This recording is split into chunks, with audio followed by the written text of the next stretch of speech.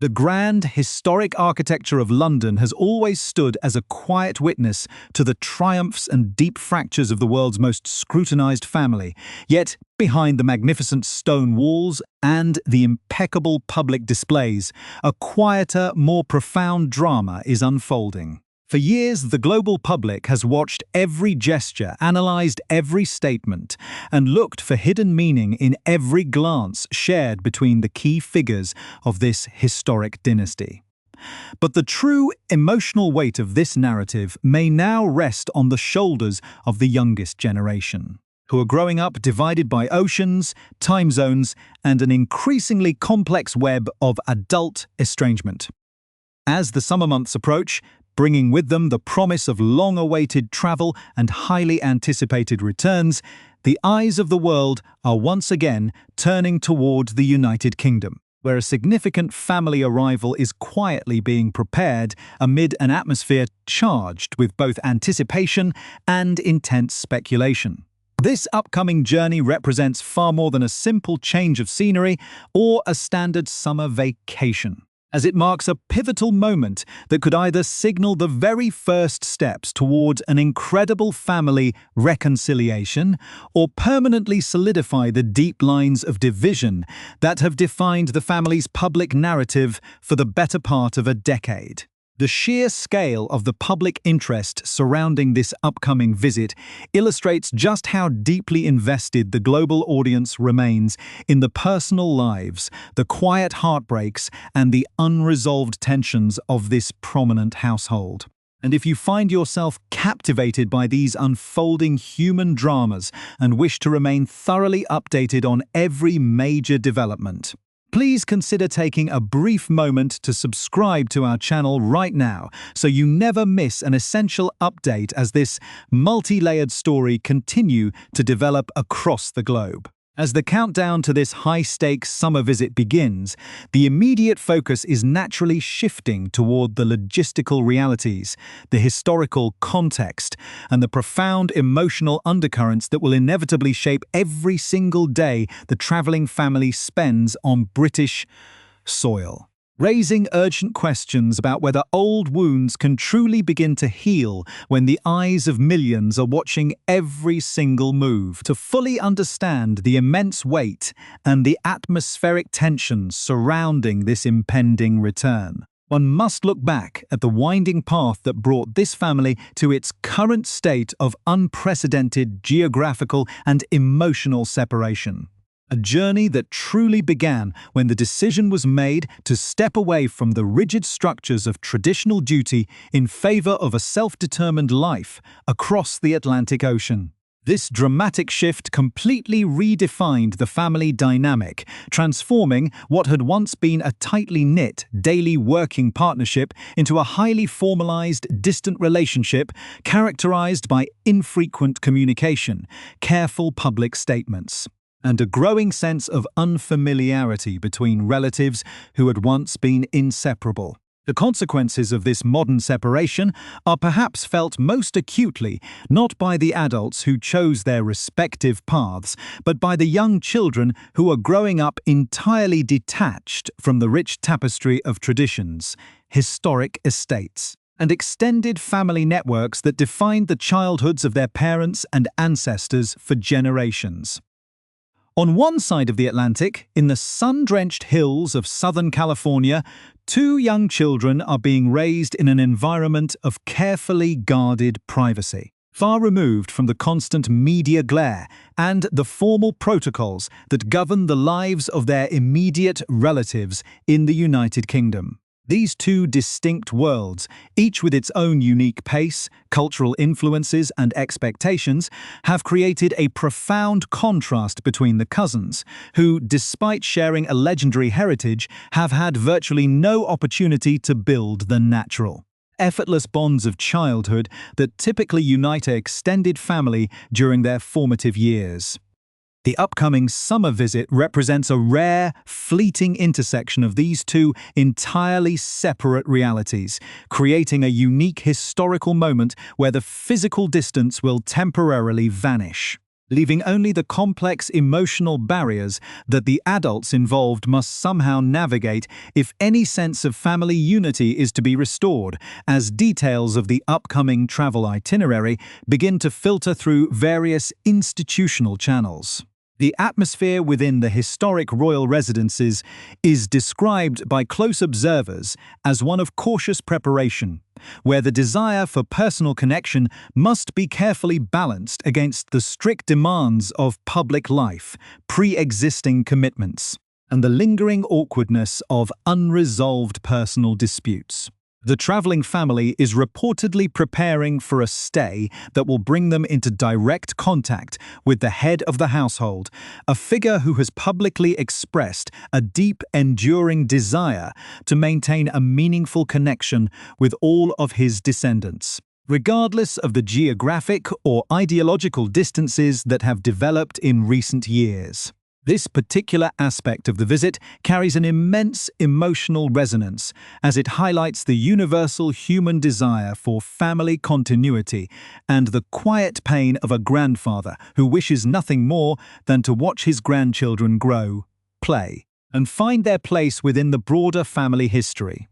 However, the optimism surrounding this specific generational reunion is heavily tempered by the realization that other, equally vital relationships within the family remain deeply strained, with little to no indication that the key individuals are ready or able to cast aside years of public and private grievances for the sake of a casual summer gathering. The complex logistics of organizing such a high-profile visit, which involves coordinating international travel, managing intense media scrutiny, and ensuring the highest levels of personal security, add an additional layer of friction to an already volatile situation, making it entirely possible that the entire trip could pass without the youngest cousins ever crossing paths. This looming possibility that the children could reside just a few miles apart on the very same historic estates without ever sharing a single moment of childhood play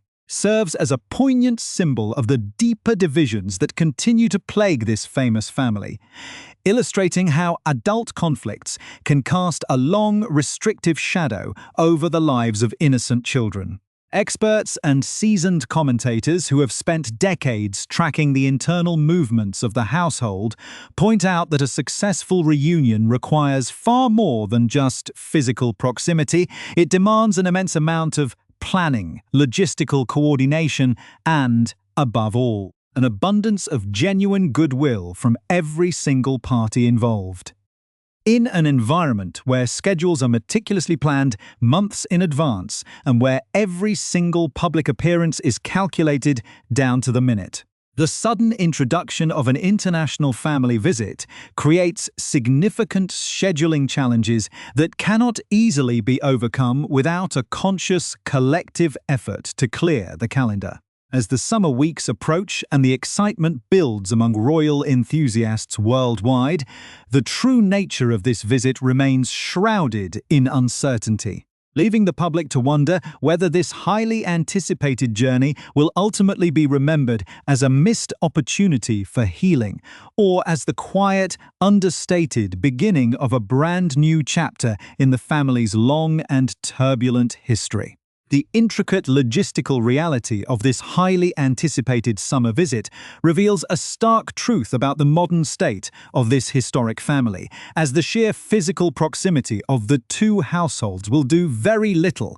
to erase the deep emotional chasm that has widened over the years. Royal commentators and seasoned palace insiders have quickly dampened any public expectations for a grand, joyous family reunion, pointing out that the schedules for the Prince and Princess of Wales and their 3 children, Prince George, Princess Charlotte, and Prince Louis, are already completely full for the summer months. This meticulous planning is characteristic of the British royal household, where official duties, private rest periods, and family travel are organised half a year in advance, leaving virtually no room for spontaneous last-minute gatherings, especially those involving complex family dynamics. Amanda Matter, a prominent royal commentator and host of the popular Off With Their Heads podcast,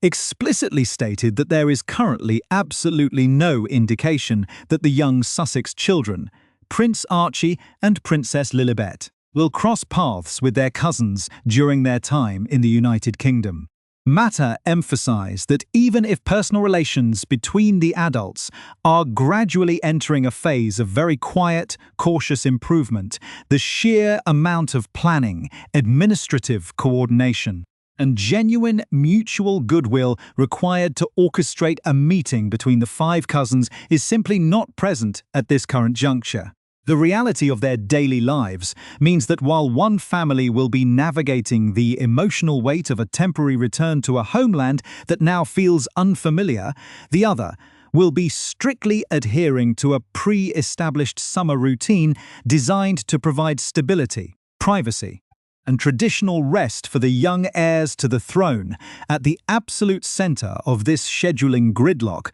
lies the deeply fractured relationship between the two brothers, a fraternal bond that was once considered the bedrock of the modern monarchy's future, but has since devolved into a cold, polite silence that neither side seems rushed to break. This ongoing tension between the Duke of Sussex and the Prince of Wales remains the single biggest hurdle to any potential generational reconciliation, acting as an invisible but impenetrable barrier that prevents their respective children from forming a natural, normal relationship. This barrier becomes even more pronounced when considering the delicate position of Catherine, the Princess of Wales, whose involvement in any potential family plans would require an immense amount of emotional energy and careful consideration given the intense public trials her family has faced over the past several years. Royal reporter Emily Nash,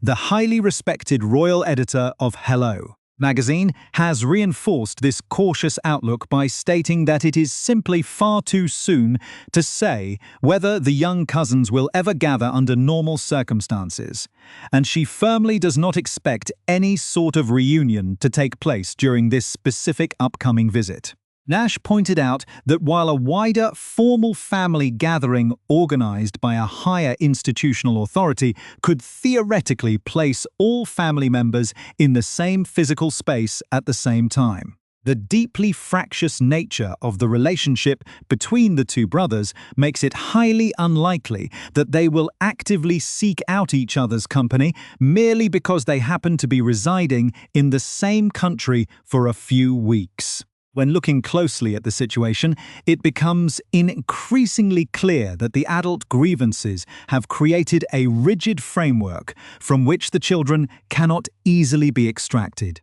ensuring that this visit will likely be characterized by parallel lives existing on the same historic soil rather than shared moments of childhood joy. Despite this pessimistic short-term outlook, seasoned observers believe that beneath the layers of public silence and private hurt, there remains a fundamental, universal human desire within both brothers for their children to eventually know one another and form a meaningful familial bond. Emily Nash noted that in any family, regardless of status or historical significance, there is always an inherent hope that cousins will have the opportunity to spend time together, share experiences, and grow up with a sense of shared identity. And it is highly probable that both households secretly wish for a more normal reality for the next generation. However, the path to fulfilling that quiet wish is completely blocked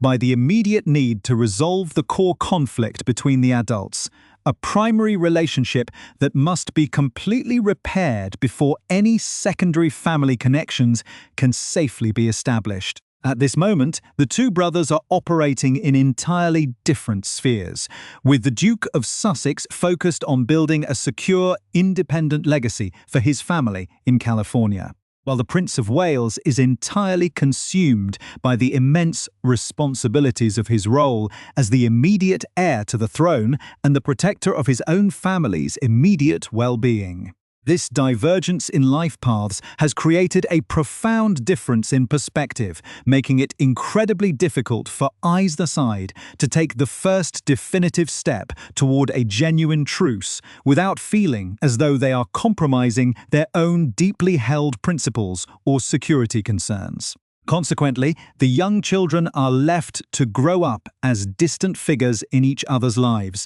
known to one another primarily through photographs, media reports, and the stories told by their parents, rather than through the shared laughter, summer games, and quiet holiday traditions that usually bind a prominent family together across generations. The institutional complexity of this situation is further illustrated by the deliberate neutrality maintained by the head of the family, King Charles III, who has reportedly chosen not to intervene directly in the ongoing feud between his two sons as he prepares for his own highly significant moments with the travelling family. As a monarch carrying immense national responsibilities and a father navigating profound personal health trials, the king is said to be entirely focused on his own impending reunion with his youngest son, whom he has not seen for a considerable period of time, and, more importantly, on the deeply emotional prospect of spending precious quality time with his youngest grandchildren, Prince Archie and Princess Lilibet. According to reports from insider sources published by the US Sun and Page 6, the king has extended a significant olive branch to the California-based family by inviting them to stay at a secure royal residence during their upcoming visit and offering to personally oversee and arrange their comprehensive security protocols while on British soil. This gesture represents a monumental shift and a deep act of fatherly love, as the issue of personal security has been a major point of legal and personal contention ever since the Duke and Duchess of Sussex chose to step back from their official duties in 2020. A decision that subsequently resulted in the official stripping of their state-funded security privileges. By addressing these critical safety concerns directly, the king is attempting to create a safe, welcoming space where he can fulfill his primary focus as a grandfather.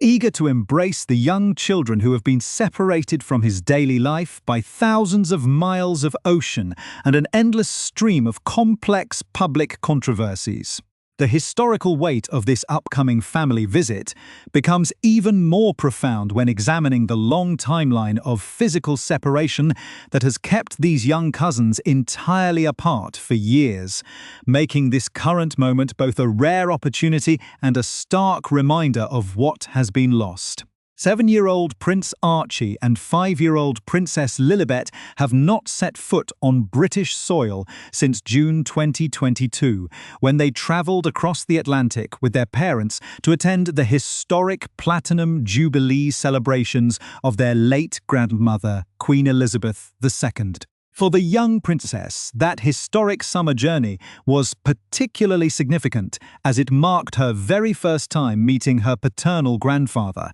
who was then the Prince of Wales, and her late great-grandmother, yet the chaotic, highly formalized nature of the national celebrations left absolutely no opportunity for a private, relaxed meeting with her immediate cousins. The situation is even more stark for the Duchess of Sussex, who has not returned to the United Kingdom since September 2022, when she stood alongside her husband during the deeply somber and globally broadcast funeral services for the late monarch. At that time, behind the rigid choreography of state mourning, the deep personal and institutional fractures within the family were already boiling over, fueled by a succession of explosive public interviews, a highly publicized documentary series, and the early, tense anticipation of the Duke's raw,